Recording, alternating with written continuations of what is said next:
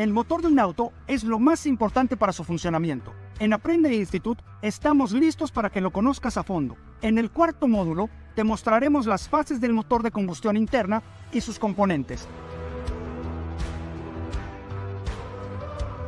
Conocerás todo sobre los sistemas de inyección electrónica, de ignición, lubricación y enfriamiento.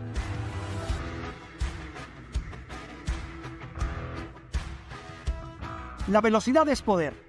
Por eso, en el quinto módulo, conocerás el funcionamiento de la caja de cambios manual y automática. Como profesional de la mecánica, debes dominar otro aspecto del automóvil, el diferencial. En el sexto módulo, verás qué es, cómo funciona y sus componentes. También te mostraremos otra parte esencial, el cardán y las articulaciones de velocidad constante. No te detengas, ya estás a la mitad de tu camino profesional. Te veo en la siguiente lección.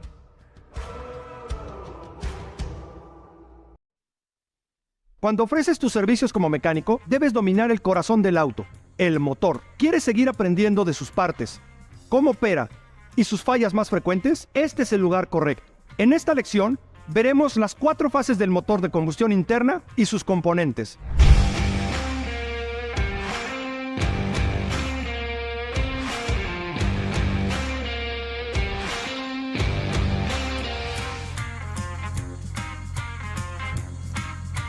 Comencemos con lo elemental del motor. Tiene piezas fijas y móviles que transforman la energía química, o sea, el aire y la gasolina, en energía cinética, es decir, en movimiento, electricidad y trabajo. Esto aplica para los autos de todo tipo, desde el primero que tuvo motor, en 1886. Y ahora sí, vamos con el funcionamiento del motor. Este se compone de un ciclo de 4 fases: admisión, compresión, explosión y escape. Veamos de qué trata cada uno con el motor de un Toyota Corolla 2017, aunque esta explicación aplica para cualquier auto.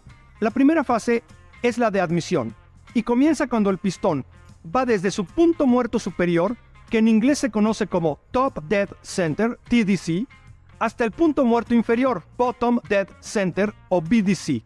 O sea, el pistón se va hacia abajo. Esto pasa porque se crea un efecto de succión. Entonces, la válvula de admisión o intake valve se abre para que un inyector electrónico deposite gasolina y ésta se mezcle con aire. Ambos componentes llenan el cilindro. Antes, para este proceso había un carburador, pero ahora la cosa ha cambiado, porque la mayoría de motores tienen un sistema de inyección electrónica. Solo los autos hechos antes del año 2000 aún lo tienen, pero ya son muy pocos. Los inyectores suministran de forma más precisa la cantidad de combustible necesaria y emiten una menor cantidad de contaminantes, en comparación con los motores que usaban carburador. La mezcla que inyectan tiene una proporción de 14.7 a 1, que significa 14.7 libras de gasolina por una de aire. La llamamos mezcla estequiométrica. Y es que si la cantidad de aire-gasolina fuera igual, no habría combustión. Y si es más gasolina que aire, se llama mezcla rica y produce humo negro. Pero, regresando al proceso, hay que remarcar que durante esta fase y en las siguientes 2, la válvula de escape o exhaust valve está cerrada. Este proceso sucede en 2 ejes, el cigüeñal o crankshaft y el árbol de levas o camshaft. El cigüeñal es esta pieza que vemos hasta abajo. Es un eje giratorio con varios codos y contrapesos que ayuda a mover los pistones, y el árbol de levas es el que controla la apertura y cierre de las válvulas. Para recapitular, el cigüeñal es el que mueve los pistones y el árbol de levas es el que abre y cierra las válvulas. En esta primera fase, el crankshaft da media vuelta. Ahora sí, vamos a la segunda fase, que es la de compresión. Aquí el cilindro ya está lleno de la mezcla de aire y gasolina. La válvula de admisión se cierra y el pistón está abajo, sube para comprimir la mezcla. Este es el inicio del proceso de combustión, que se completa con una chispa que lanza la bujía haciendo que la mezcla se encienda. Esto pasa muy poco tiempo antes de que el pistón llegue hasta arriba y es el final de esta etapa. Esta es la clave que da pie a la siguiente fase, que es la de explosión o combustión. Literal, es una explosión que genera fuerza motriz. La combustión aumenta la presión y la temperatura dentro de la cámara de compresión, lo que significa que la mezcla se expande y empuja el pistón hacia abajo. El resultado es que el cigüeñal da otra media vuelta, impulsa los demás mecanismos, como la transmisión, diferencial y ruedas, que hacen que el auto avance.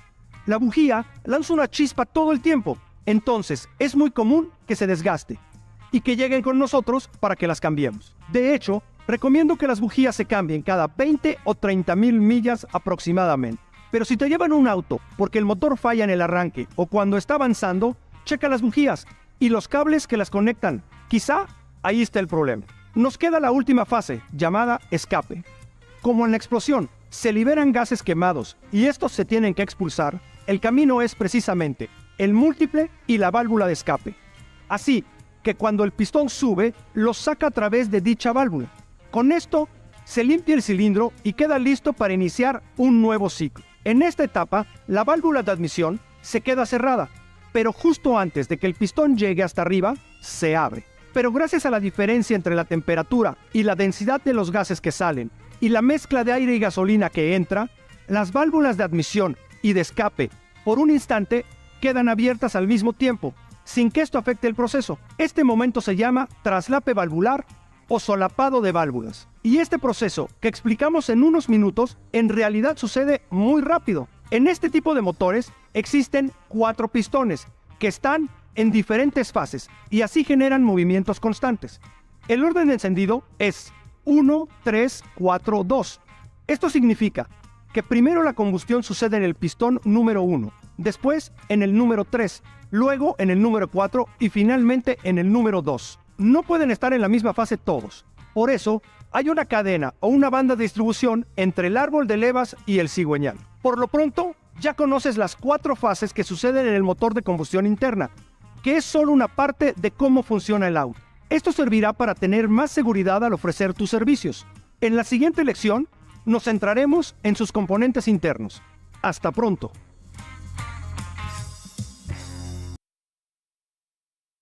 Los automóviles se componen de más de 70,000 piezas y en el motor encontramos una gran parte de ellas, aproximadamente 50,000. Tu trabajo como profesional de la mecánica es conocerlas, dominarlas y saber detectar sus fallas.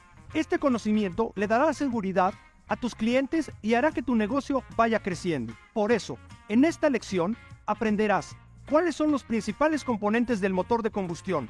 Como son muchos, dividimos la lección en 2 partes. Vamos con la primera.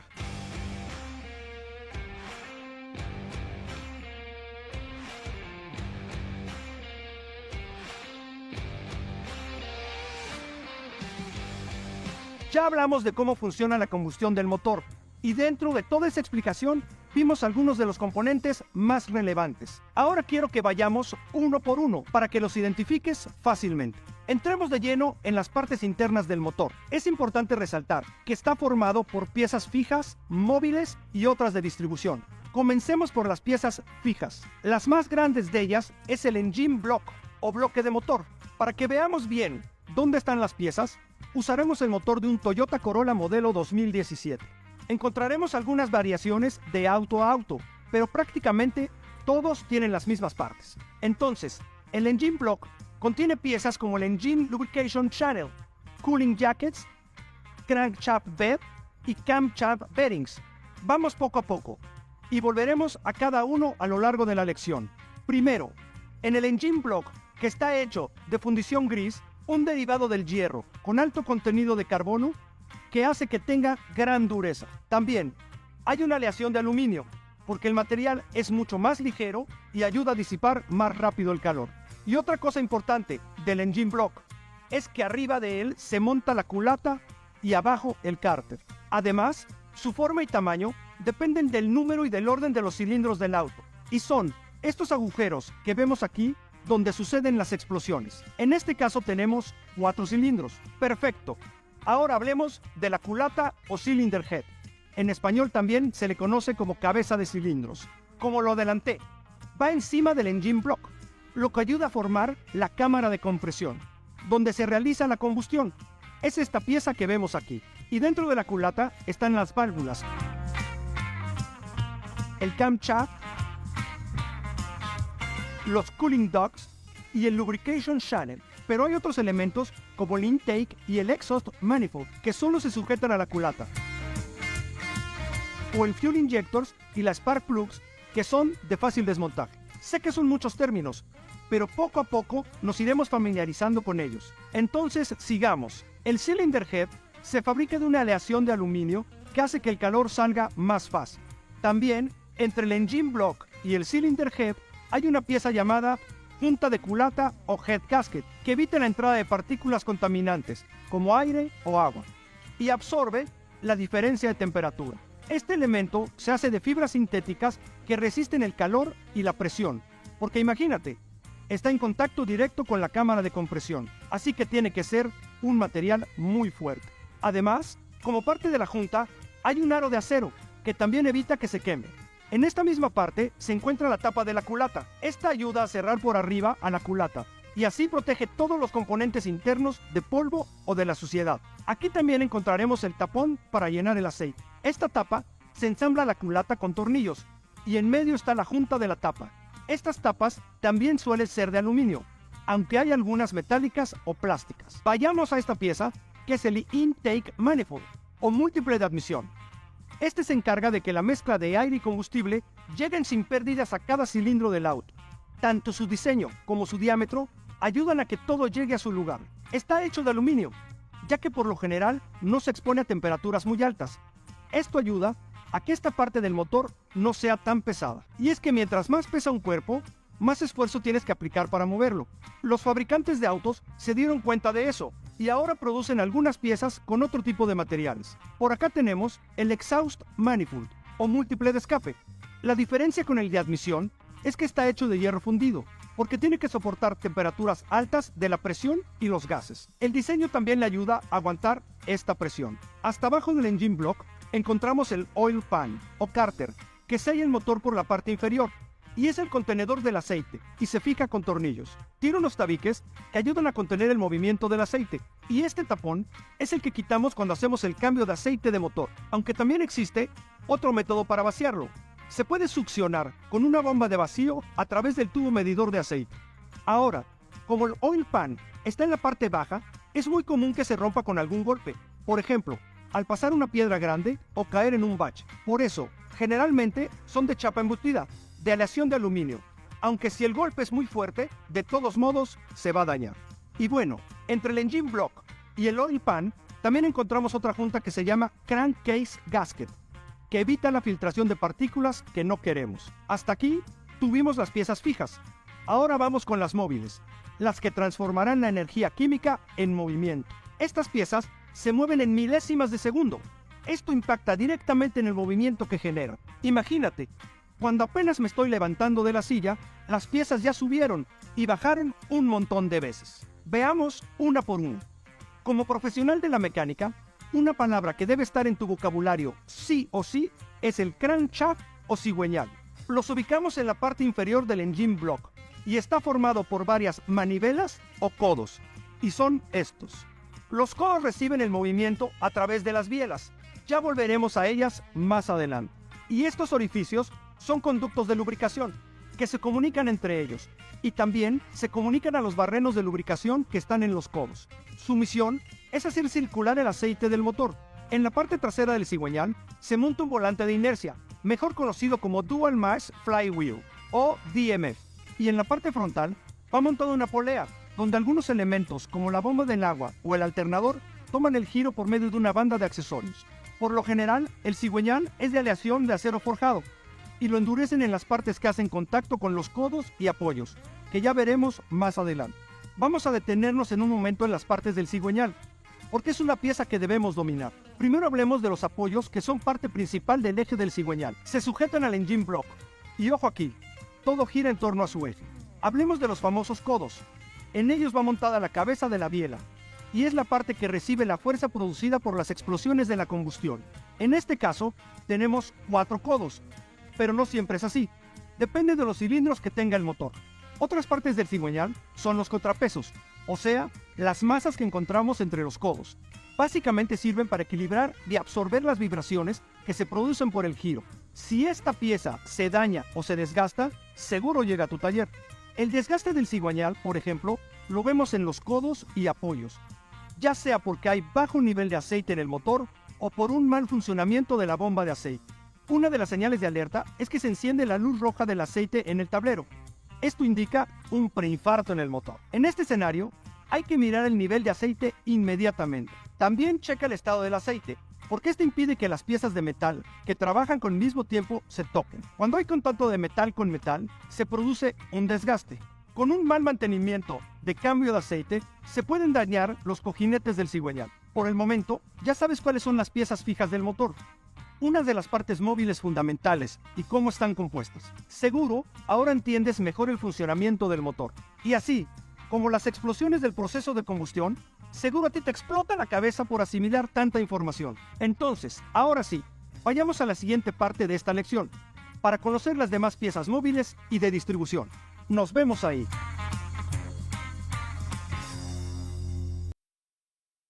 Para nosotros, los profesionales de la mecánica, es apasionante y muy útil conocer cada una de las piezas del motor y entender qué papel juegan en el funcionamiento.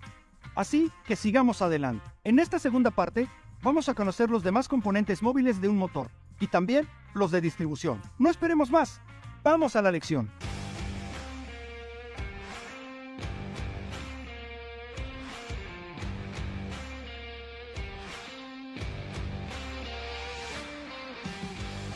Bueno, en la lección anterior vimos las piezas móviles, cuál es el crankshaft y cómo está formado. Ahora veamos esta pieza, el pistón. Tiene una forma muy característica, parece un vaso invertido y hueco. Esto hace que pese menos. También tiene varios elementos y cada uno de ellos es importante para el proceso. Por ejemplo, la parte de arriba se llama cabeza y es la que recibe directamente la fuerza de los empujones en el proceso de combustión. Pueden tener diferentes formas, que ayudan a variar la compresión de la gasolina y el aire. Su forma también impacta en la apertura y cierre de las válvulas. En esta misma parte tienen unas ranuras, donde se montan los anillos.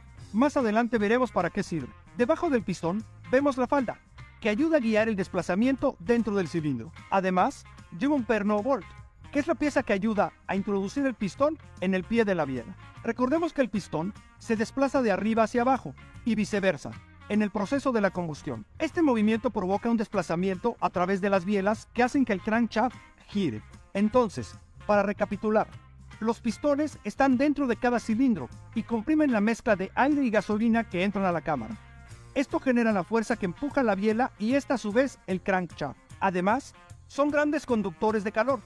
Por eso están construidos en aleación de aluminio y están muy bien reforzados para que su estructura sea fuerte, porque deben ser resistentes al desgaste. Y a pesar de eso, los pistones suelen tener menos peso. Siguiendo con el pistón, ahora sí me voy a centrar en los anillos, también conocidos como segmentos o arcs. Literalmente, son unos anillos elásticos que van dentro de las ranuras de la cabeza del pistón. Sirven para sellar la cámara de compresión y que no haya fugas. También contribuyen en la lubricación del cilindro y ayudan a refrigerar el pistón. Hay varios tipos de anillos, entre ellos los de compresión y los de lubricación. Los primeros sellan los cilindros y la cámara donde sucede la combustión, y los otros limpian el exceso de aceite de la pared del cilindro cuando los pistones están en reposo. Ahora toca hablar del perno. Sirve para unir el pistón con la biela y soporta el esfuerzo que recibe el pistón. Pon atención en su forma cilíndrica y el hueco del interior. Para montarlo, puede ir fijo al pistón y dejar libre la biela o fijarse en la biela sin sostenerse en el pistón. También pueden ir los dos libres y sostenerse con unos seguros fijados en los extremos del perno. A esta forma se le conoce como flotante. Y por fin llegamos a la biela o pistón rod, que es la pieza que une el pistón con el cigüeñal. ¿Y por qué es tan importante? Pues porque la biela transmite la fuerza que se genera en la combustión desde la cabeza del pistón hasta el codo del cigüeñal, para así generar el movimiento. Este sistema conocido como biela, manivela, es similar al movimiento que se realiza cuando andamos en bicicleta. Imagínate, al empujar el pedal, este da una vuelta que transmite un giro a las ruedas. Justo así funciona el movimiento desde el pistón pasando por las bielas hasta el cigüeñal. O sea, que la pierna podría ser el equivalente al pistón y los pedales a las bielas. Pero en el auto, por supuesto, hay más fuerza. Así que las bielas se fabrican con acero aleado con níquel y cromo. Este es el pie que une la biela al pistón a través del perno. Luego tenemos el cuerpo, que es la parte más larga. También encontramos la cabeza, que se une al cuerpo y tiene dos partes: la semicabeza y el sombrerete o tapa de la biela. Es en este punto donde se une al cigüeñal. Y por último, los semicojinetes antifricción, que van entre la biela y el cigüeñal.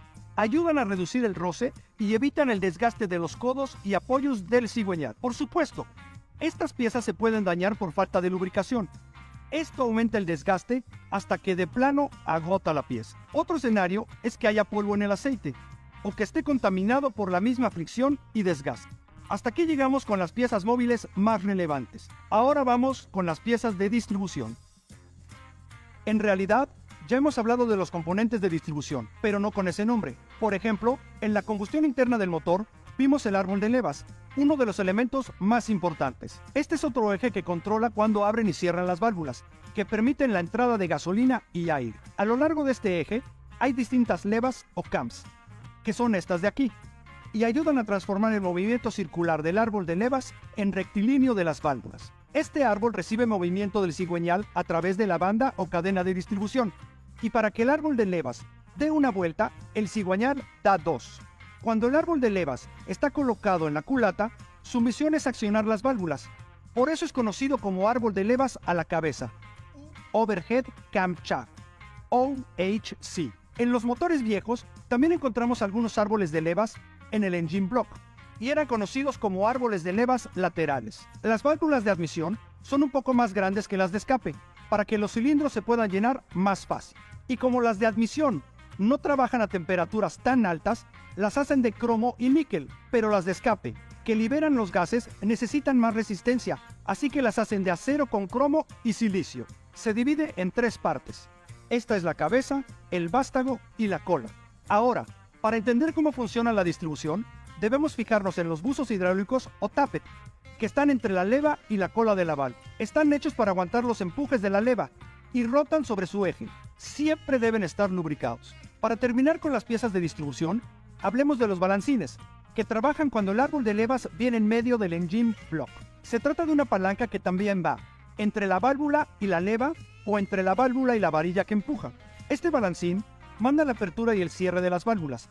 Se puede dañar, y su falla más común sería encontrar una diferencia en la luz de la válvula. O sea, que entre la cola de la válvula y el balancín debe existir cierto movimiento libre que es determinado por el fabricante. Si existe una diferencia de luz, es que los valores cambiaron y hay que ajustarlos. Para solucionarlo, debemos regular esa luz a los valores dados por el fabricante. A esto se le conoce como reglaje de luz de válvulas. Y bien, hasta aquí llegamos con los componentes que sí o sí debes conocer. Conforme sigas estudiando y practicando, te irás aprendiendo muy bien esto y más. Ahora ya sabes cuáles son las piezas móviles y de distribución más importantes en el proceso de combustión interna. Hay que cuidarlas todas, porque sin una de ellas, este mecanismo simplemente no sería exitoso. Por eso, es fundamental conocer qué impacto tiene cada pieza en el funcionamiento general, para que la gente se sienta con la confianza de dejar su auto en tus manos. Para que te sigas preparando, corre a la siguiente lección, donde hablaremos de los sistemas de ignición e inyección electrónica. ¡Nos vemos pronto!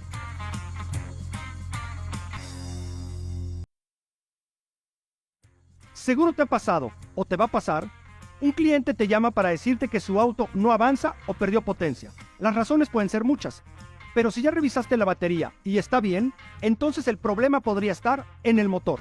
Puedes usar el escáner para saber en dónde está la falla, pero lo importante es que conozcas bien el funcionamiento del motor para que entiendas qué debes arreglar.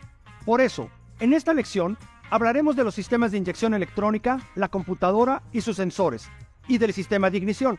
Utilizaremos el motor del Toyota Corolla 2017 para ver a detalle sus componentes y funcionamiento. Pon atención.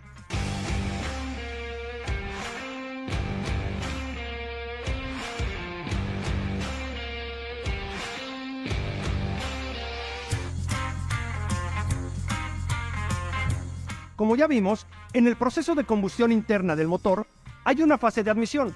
Ahí es en donde se integra el sistema de inyección electrónica. Esta tecnología es más eficiente y precisa en el consumo de combustible, da más potencia y emite menos contaminantes que la inyección convencional. Lo sorprendente es que llegó desde la Fórmula 1, un gran laboratorio de pruebas donde aplican lo más nuevo y luego lo trasladan a los autos de calle. Por ejemplo, el inicio de la inyección electrónica se vio en el Mercedes 300 SL Goldwing desde 1956, pero hasta 1967 se comercializó en un Volkswagen 1600 LE, y las cosas han mejorado desde entonces.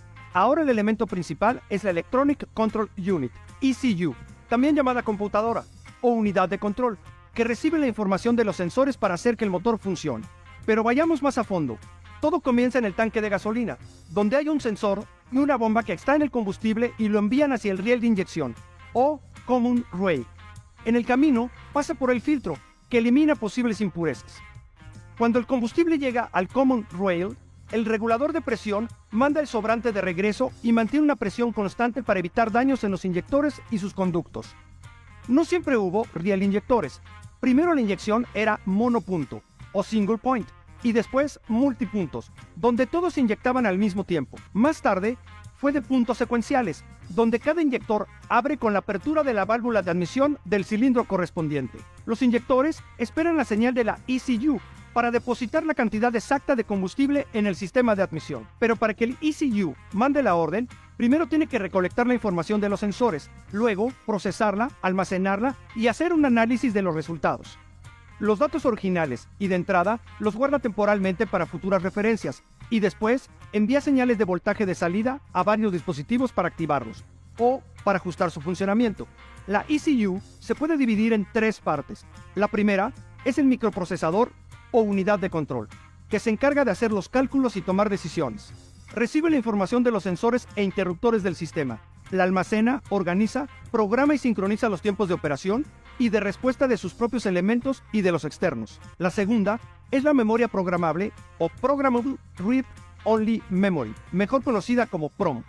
Almacena las calibraciones del motor, como cilindraje, modelo y tipo de motor. Solo la unidad de control puede leer en esta memoria, que conserva la información, aunque no tenga energía. Y las unidades de memoria, que tienen dos funciones: almacenar programas y guardar datos o resultados. Tiene una memoria de solo lectura o ROM y una de acceso aleatorio o RAM para escribir o leer información que se puede utilizar después. Pero cuando se corta la energía, se pierde toda su información. Ahora vamos a ver cada uno de los sensores. La mayoría son más conocidos por sus siglas en inglés. Primero está el Mass Air Flow o MAF. Es el sensor que mide la cantidad de aire que el motor aspira en cada momento del ciclo.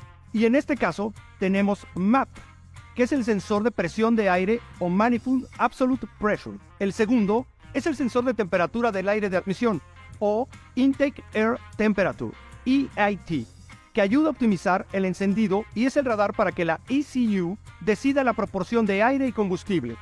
Sigue el sensor de revoluciones de árbol de levas o Camshaft Position Sensor, CMP. Este permite sincronizar qué cilindro dispara combustible al inyector para que siga la secuencia de encendido a la bobina. El cuarto se llama Knock Sensor, KS, o de detonación, y detecta las irregularidades en la combustión y manda una señal para que la ECU ajuste el avance de encendido y la inyección de combustible. El sensor de posición del cigüeñal, o Crankshaft Position Sensor, registra las revoluciones y la posición del eje del cigüeñal para que la ECU calcule los tiempos de inyección. Y el sensor de temperatura del antifreeze o anticongelante manda la señal cuando se tienen que activar los ventiladores. Entonces, regresando al proceso, después de leer cada sensor, la ECU determina el tiempo de apertura de los inyectores, que son microsegundos, y manda la cantidad adecuada de combustible y aire a las cámaras de combustión a través de la throttle valve o válvula de mariposa. La computadora calcula con base en las revoluciones por minuto la temperatura del motor y la posición de la mariposa. Con ese cálculo, las bobinas de encendido mandan la corriente a las bujías para que prendan la mezcla. Hay dos tipos de inyección: la directa, que envía el combustible a cada cilindro, y la indirecta, que trabaja desde afuera de la cámara de combustión. El tamaño adecuado para cada auto depende del espacio disponible en el motor y la cantidad de combustible que el vehículo necesite. Lo ideal es que todos sean iguales. Y aquí es donde entra en acción el Direct Ignition System, DIS, o sistema de encendido. Se trata del sistema que se encarga de encender la mezcla de aire y gasolina dentro de la cámara de combustión y de mantener los niveles de revoluciones por minuto bajo cualquier condición de carga del motor. También se ha aplicado la tecnología y ahora hay un DIS sin distribuidor, donde las bobinas se colocan directamente sobre las bujías sin cables. Es totalmente electrónico y controlado por la computadora del auto. Por ejemplo, los motores Hemi, que usan una bobina doble por cada pistón en autos L6 y V8, es decir, 12 y 16 bujías respectivamente, se han usado en el Chrysler 300C, Dodge Charger y Plymouth Superbird, pero también en aviones y barcos. Para terminar con el proceso, Después de la combustión, la sonda lambda o sensor de oxígeno mide la cantidad de oxígeno en los gases del escape para que el motor adapte la mezcla de aire-combustible. Todo esto hace que la combustión interna sea la correcta y se reduzca el consumo de combustible y las emisiones contaminantes. En resumen, la ECU se encarga de la sincronización del encendido, desde la cantidad de combustible y aire que entran a la cámara de combustión, el movimiento de las válvulas, el árbol de levas y el cigüeñal, hasta la recirculación de los gases del escape. También controla el régimen de revoluciones del motor, su temperatura, el tipo de combustible y la posición del pedal del acelerador. Cualquier anomalía en su funcionamiento se almacena en una memoria. Por eso, al escanear el auto, se detectan las fallas.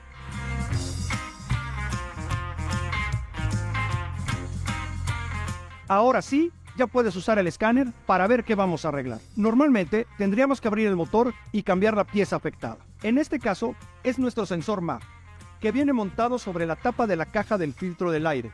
Viene sujeto con 2 tornillos. Desconectamos el conector, aflojamos los tornillos y los sacamos.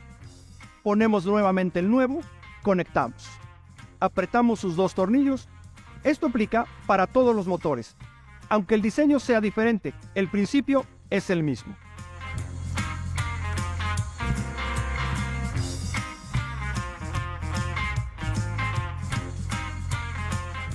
Muy bien, ¿qué te pareció este sistema? Especialmente el funcionamiento de la computadora es sorprendente, por lo que controla y la perfección con lo que lo hace.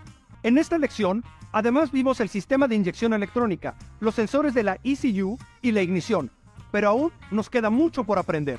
En la próxima lección veremos el sistema de lubricación. Nos vemos pronto. ¿No te parece fascinante la forma en la que funciona un auto? Y si al inicio comparamos el motor con el corazón, entonces el aceite es como la sangre que hace que todo fluya. Imagina, por ejemplo, que cuando el auto avanza, el cigüeñal gira alrededor de 6.000 revoluciones por minuto y que además, en un segundo los pistones bajan y suben 100 veces, mientras que las válvulas se abren 50 veces. Y para que todo esto suceda, es vital que el engine block, los pistones, las válvulas y todas las demás partes móviles del motor estén lubricadas y a una temperatura estable. Es un gran tema, porque además de gasolina, el auto lleva aceite y normalmente la gente lo olvida. ¡Empecemos!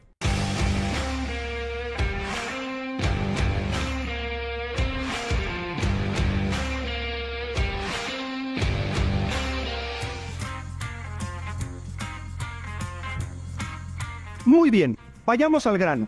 El sistema de lubricación evita el contacto entre las piezas móviles, es decir, el aceite crea una capa entre ellas para que no haya contacto metal con metal y mantener a la perfección todo el mecanismo. Esto disminuye el desgaste de las piezas, las deja moverse mejor a la velocidad que necesitan y además ayuda a disipar un poco el calor que se genera. El sistema más moderno es el de presión.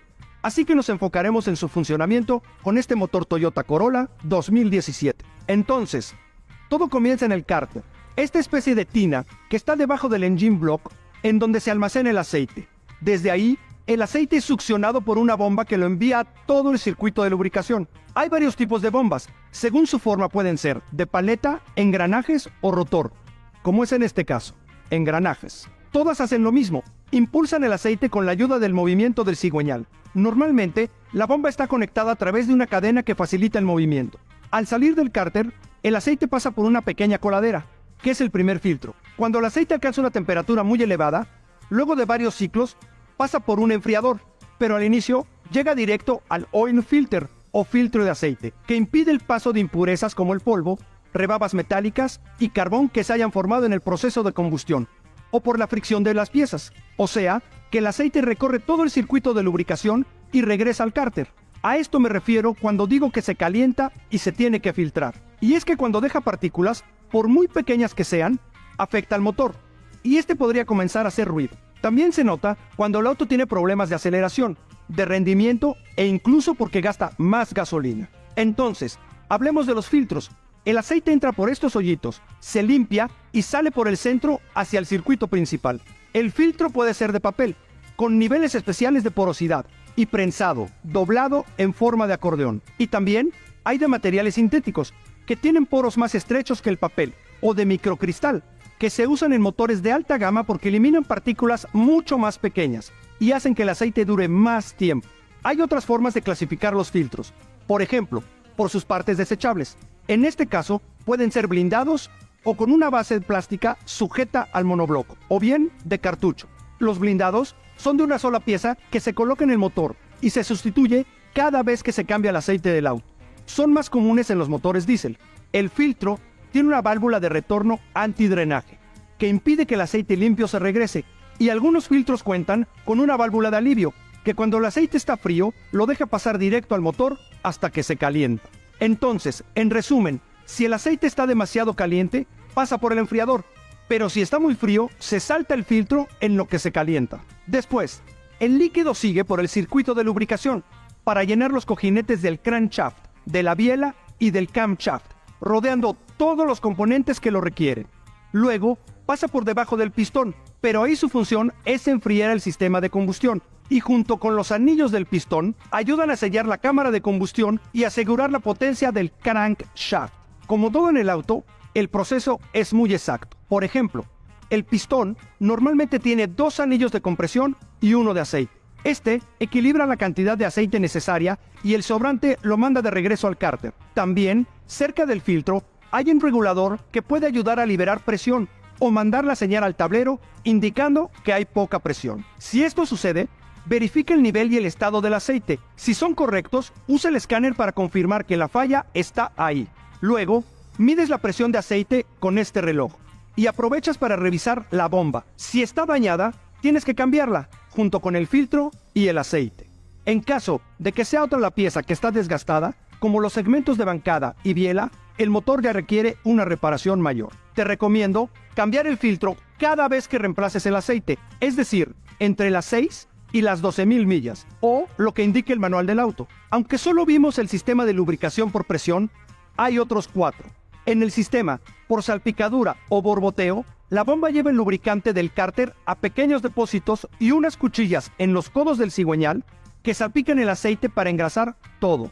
El mixto usa el sistema de salpicadura y una bomba que manda el aceite a presión a las bancadas del cigüeñal. Y el de presión total envía el aceite a todas las partes del motor por los orificios que conectan con la bomba de aceite.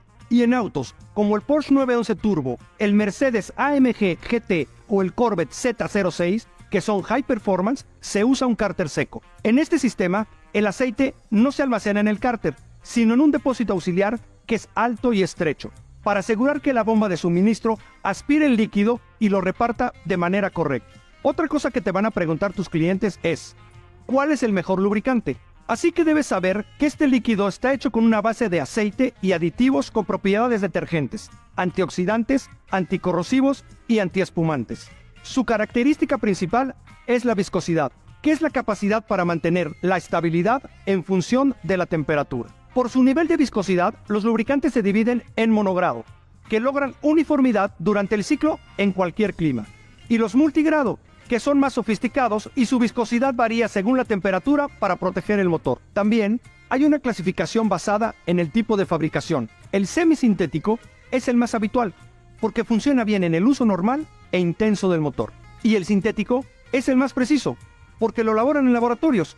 Por eso es menos volátil y aguanta mejor las temperaturas extremas. El lubricante mineral es el básico, porque proviene de la destilación directa del petróleo. Lo recomiendo para motores de muchas millas acumuladas y que sufren mayor desgaste. En los botes vas a encontrar la clasificación del American Petroleum Institute, API, que determina el tipo de motor para el que fue creado y la calidad del lubricante. Si dice Series S, es para motores de gasolina, ciclo Otto y encendido por chispa. Y cuando veas Series C, significa que es para motores diésel de encendido por compresión. También está la clasificación por viscosidad. Su escala es 0, 5, 10, 15, 20, 25, 30, 40, 50 y 60, que abarcan un rango de temperaturas desde menos 4 Fahrenheit hasta 302 Fahrenheit. Por ejemplo, si un aceite es 15W40, significa que tendrá características de monogrado 15 en invierno y de un monogrado 40 en verano. Recuérdale a tus clientes que si el nivel de aceite es muy bajo o muy alto, causa una diferencia en la lubricación.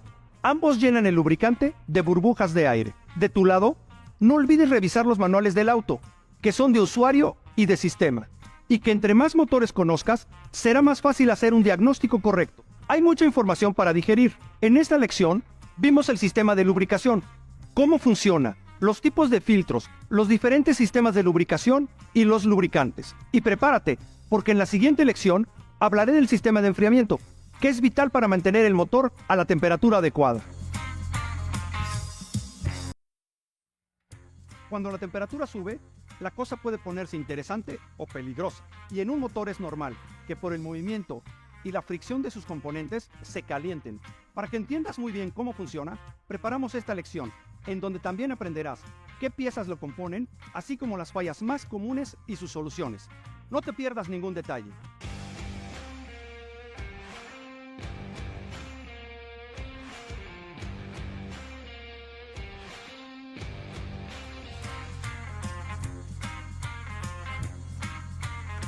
Entonces, cuando el motor se enciende, automáticamente sube la temperatura por su fricción, el movimiento de los componentes y las explosiones de la combustión. Como vimos en la lección pasada, el sistema de lubricación ayuda a disipar ese calor, pero no todo. Por eso existe el sistema de enfriamiento o Car Cooling System, que no es otra cosa que sacar el exceso de calor del motor o de moderar su temperatura. Antes de explicar el funcionamiento, quisiera comentar que existen distintos tipos de enfriamiento. Por un lado tenemos el sistema por aire, que usa el viento del ambiente para enfriar de manera directa. También la refrigeración de aire forzada, y es diferente, porque utiliza un ventilador. Ambos sistemas los encontramos en algunas motocicletas. Otro tipo de enfriamiento es a través de líquido en circuito cerrado. Es el que usan los autos comerciales y del que hablaremos hoy. Además, hay ciertos valores específicos de temperatura en los que tendría que trabajar el motor. Esos los determina cada fabricante. Una vez aclarado esto, veamos cada parte del proceso con el motor del Toyota Corolla 2017.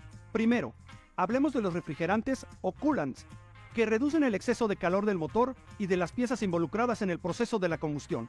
También es común usar los anticongelantes o antifreeze, que tienen la misma función, pero son más resistentes al frío. Para saber cuál le conviene más a tu auto, revisa las recomendaciones del fabricante. Bien, entonces, el anticongelante pasará el bloque del motor y circulará por unas cavidades conocidas como cámaras de agua.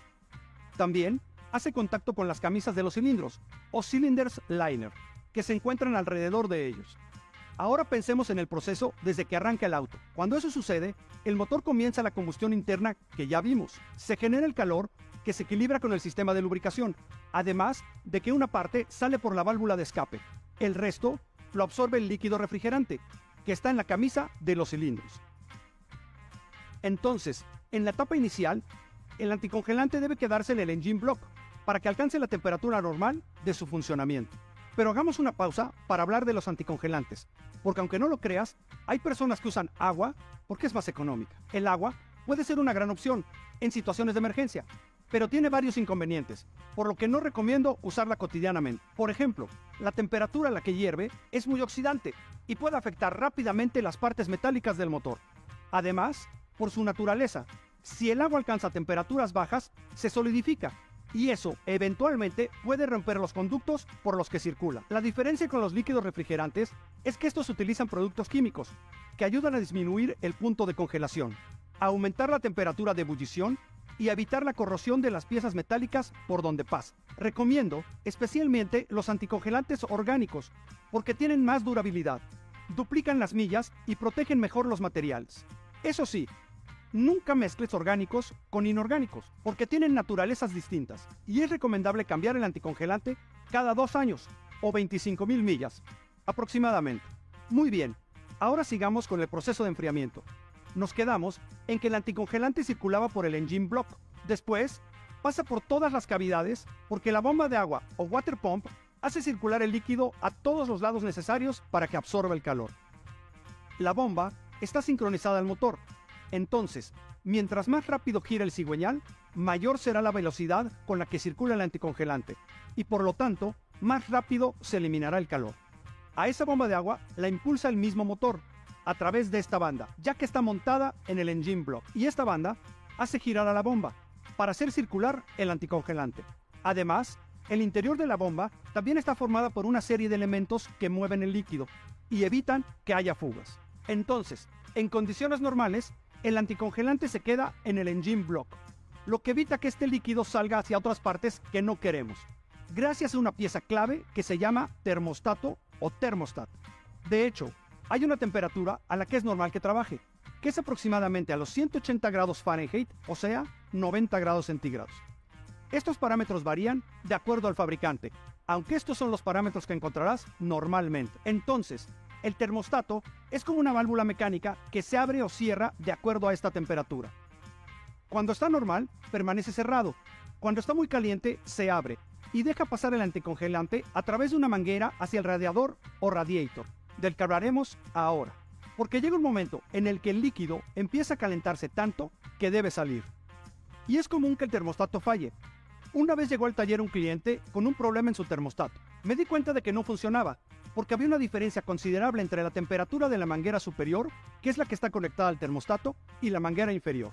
Afortunadamente, no fue un problema grave.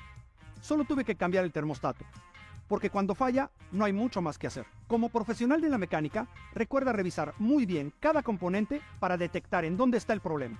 Y bueno, regresando al sistema, el anticongelante pasó por la manguera superior que conecta el motor al radiador. Esta pieza es importantísima y su misión es enfriar el anticongelante caliente que viene del motor. De esa manera, sale el coolant por la manguera inferior del radiador a menor temperatura. Todo es de aluminio, debido a su conductividad. Así, disipa el calor más fácilmente. Entonces, este líquido llega otra vez a la bomba de agua y esta lo manda de nuevo al engine block. Y listo. Así se completa el ciclo y vuelve a iniciar uno nuevo. En otra ocasión, a un cliente le pasó que chocó el auto y el radiador se dañó. Lo cambiamos porque tuvo una pérdida de coolant y eso significa que se rompió. Dependiendo del daño, a veces se puede reparar y volver a colocar, pero si no, lo mejor es reemplazarlo. Y sigamos con las piezas. El radiador tiene un ventilador que ayuda a enfriar más rápido el antifreeze. Lo que sucede es que el líquido necesita una gran cantidad de aire. Cuando el auto va en velocidad media o alta, no hay problema, porque el aire pasa fácilmente. Pero la cosa cambia cuando el auto va lento o estamos en un lugar muy cálido. Para eso funciona el ventilador. Cuando no entra suficiente aire, este se prende y genera la corriente que falta para enfriar el antifreeze. La computadora del motor es la que recibe la señal de los sensores de temperatura y activa o desactiva el ventilador. En otras palabras, la computadora monitorea todo el tiempo la temperatura a través de sensores y gracias a ellos sabemos las condiciones del refrigerante. Así, en caso de ser necesario, se enciende el ventilador y cuando la temperatura baja, llega el momento en el que el termostato detecta que todo volvió a la normalidad y se vuelve a cerrar para que el ciclo vuelva a empezar.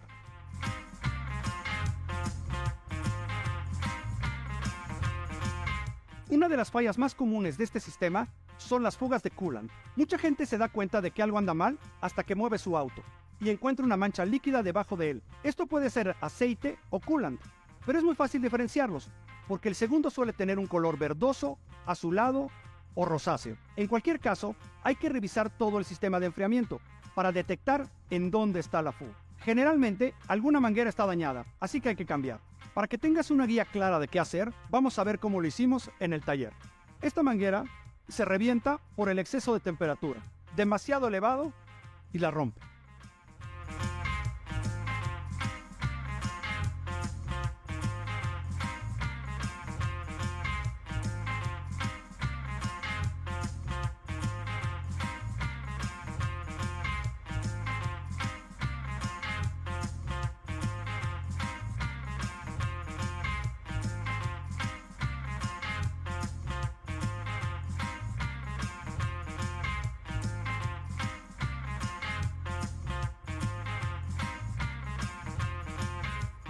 La bomba de agua también se puede dañar y es muy sabido que si eso pasa, es muy ruidosa. Entonces, el problema se detecta fácilmente. Aunque otro síntoma es que el motor se caliente muy rápido. Entonces, habrá que cambiarla e incluso necesitaremos reemplazar la correa de distribución, que es la que le da movimiento a la bomba. El mantenimiento y el cambio a tiempo de las piezas necesarias son la clave para que el auto funcione en las mejores condiciones y dure más. Muy bien, hasta aquí conocimos el funcionamiento adecuado del sistema de enfriamiento. Ahora sabes cómo trabaja para bajar la temperatura. También ubicas mucho mejor los componentes y sabes a qué fugas o ruidos estar atento por si falla algo. Pero esto aún no termina. El mundo de la mecánica es muy amplio y aún nos quedan varios temas por ver. En el siguiente módulo conocerás todo acerca de la caja de cambios manual. Es un tema que te va a fascinar. Te veo pronto.